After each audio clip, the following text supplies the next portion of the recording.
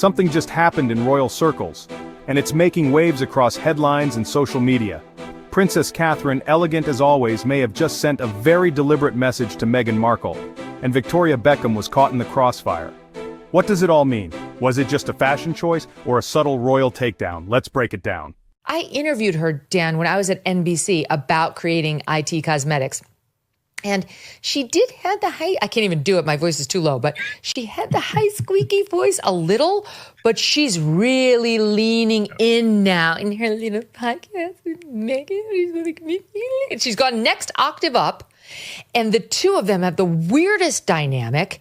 And so in this podcast, Meghan does her perfectly curated life thing, but she's allegedly wearing no makeup. Meanwhile, she's got like the perfect blowout, you know, and like she's completely camera ready, except she didn't put eye makeup on. And she also is pretending that she's crying. And we did a zero in, like we zoomed in just to see there isn't a tear in sight, Dan. Look at this. I invite the viewers to take a close-up look at this. Where's the tear? There's nothing there. Look, it's an actor's trick. She just keeps wiping and wiping and wiping, so we think she has a heart. Oh my God, Meghan. She has this really famous thing where she says one tap left eye and she can make herself cry on demand. And it's a really good thing to have as an actress. But you're completely right. There were no tears there. And this podcast with Jamie Kern-Lima was absolutely car crash. I mean, Jamie Kern-Lima is actually a very successful woman, self-made billionaire.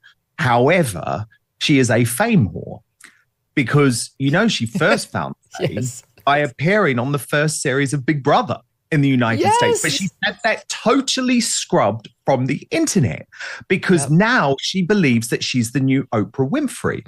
And the problem is, you realize these are the types of people Meghan Markle is surrounding herself with. And none of them are prepared to ever give her a dose of reality. Like, For My Sins, listen to the new episode today of Confessions of a Female Founder. You know, she calls everyone female founders, and I know you find that very, very ridiculous, as do I. And it's with this British woman called Hannah Mendoza, who actually created a brand called Clever Blends, and Meghan invested in her company. To understand this moment, we need to rewind. Meghan and Harry were once friends with David and Victoria Beckham, but that changed. Reports suggest Meghan grew suspicious that Victoria had been leaking stories to the press, which allegedly led to a falling out.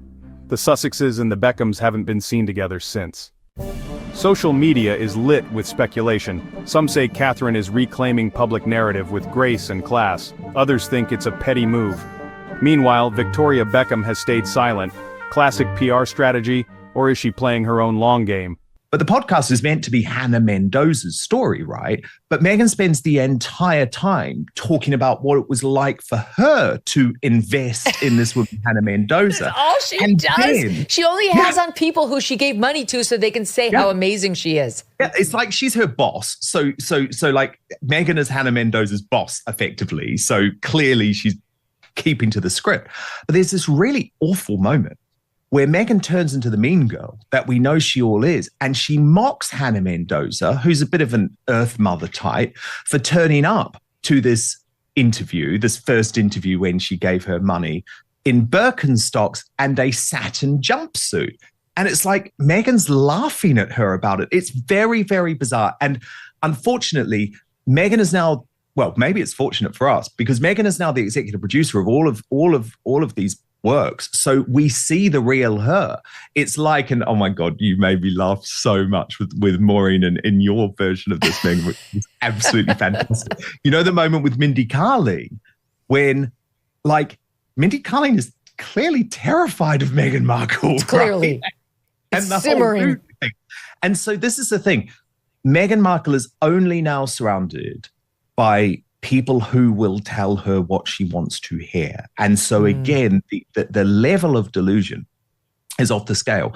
But just remember, Jamie Kern-Lima sits down with Meghan Markle for 90 minutes, talks about what a wonderful businesswoman she is, what a wonderful friend she is. Not one question, Meghan, about what about these bullying allegations, right? Surely there now must be something in it. The fact that your staff in Hollywood are also questioning this. At the very least, I mean, I know she's her friend and I know it's a different type of format, but at the very least, she could have said, look, were they just lies? Were they people who were coming for you unfairly?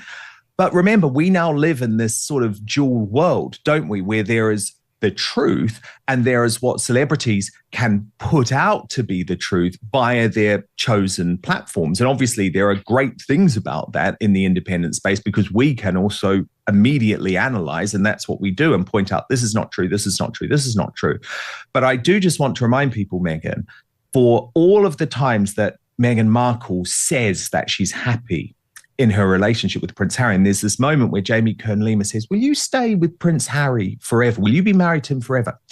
And her voice goes up 2 octaves and she says, yes, because she's lying. Because Meghan, and this is something I'd reported for years, I think we spoke about it, but she is shopping the post-divorce book to publishers already. And if people thought that was some type of conspiracy theory, though I always believe conspiracy theories come true these days, Vanity Fair confirmed that in their big profile. That she's shopping her post-divorce memoir? Yes. What?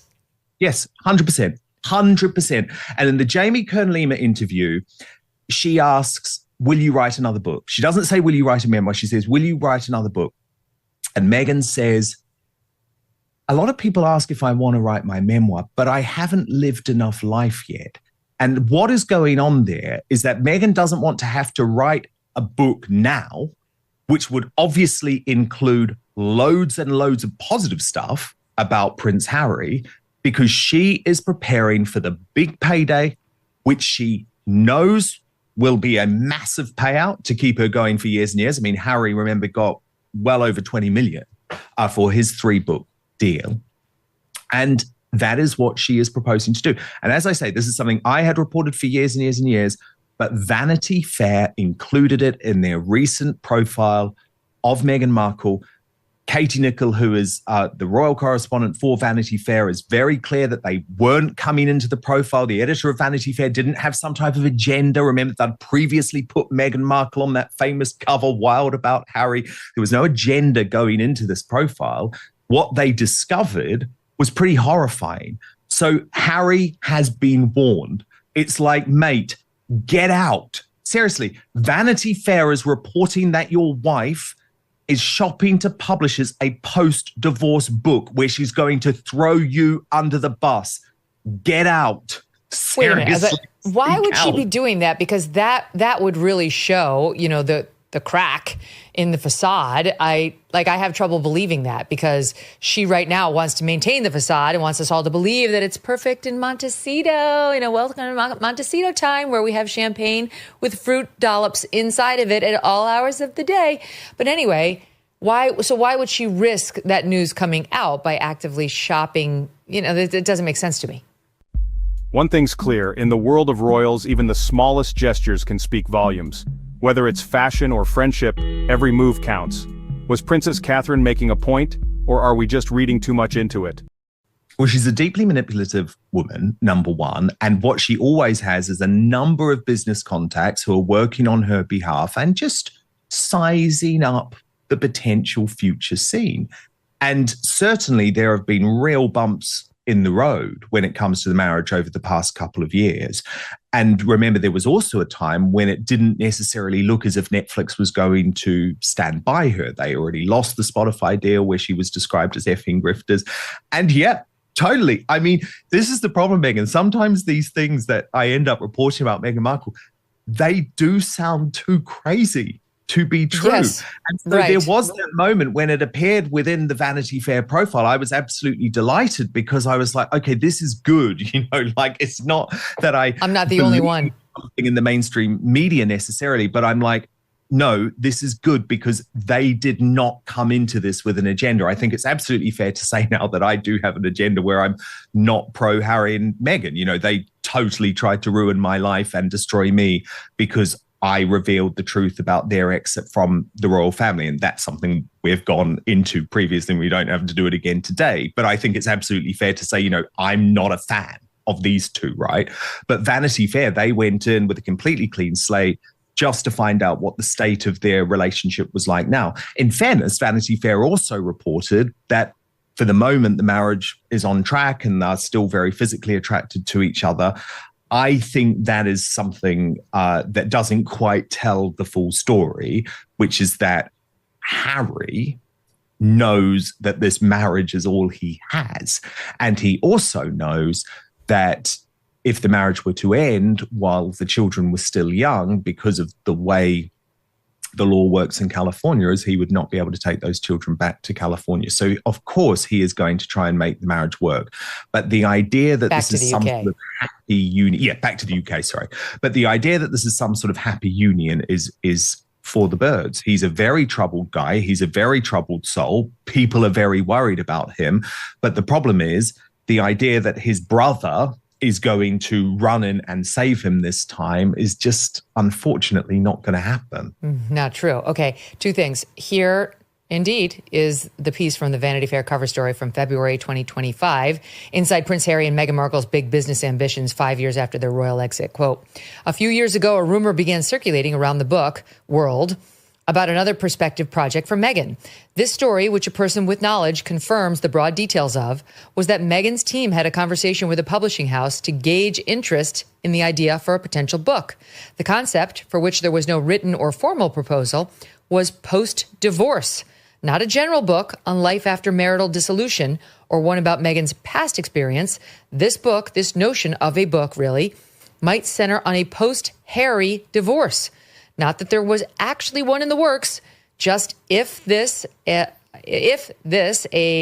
priori divorce ever came to be, would this publisher theoretically be interested in a book that took place in its aftermath? Unbelievable. I totally missed this. Another source with knowledge says if that's true to any degree, she would have been approached and not vice versa. No offer was ever made and no manuscript was produced. After all, there was no divorce. But that doesn't mean they didn't shop the interest on what there would be in a book. Absolutely true. And actually, Vanity Fair sums up pretty well how it works. It's like, would you be interested in this? Maybe. But, Meghan screwed it all up now anyway, because she had Ari Emanuel at WME trying to save her career. And he got so frustrated because she was not listening to his advice. So this is the problem. It's a long line of disappointed Meghan Markle helpers, fans, friends, staff, etc. Here, so contrast all of that with the way she talks about H and their relationship. Here is it. Is it 46 or 47, Lauren? You choose. Go for it. 47. Are you in love now more than ever? More than you've ever been? Yeah, I mean, you have to imagine at the beginning, everyone has like butterflies and then we immediately went into the trenches together. Yeah. Right out of the gate, like 6 months into dating. So now 7 years later, when you have a little bit of breathing space, you can just enjoy each other in a new way. And that's why I feel like it's more of a honeymoon period for us now. Yeah. Do you think you'll be married forever? Yes. I have a letter. He's also a fox, if you haven't noticed. My husband's very, very handsome. But his heart is even more beautiful. Weird. I love that your eyes are sparkling right now. Oh. Oh, my God. Dan, I threw up in my mouth. Yes. Yes. Dan, when you do interviews on your show, do you do the Jamie Kern Lima reactions? Drop your thoughts below. Thanks for watching. And remember, there's always more to the story than meets the eye. See you in the next video. On screen. Like, comment, subscribe, watch next.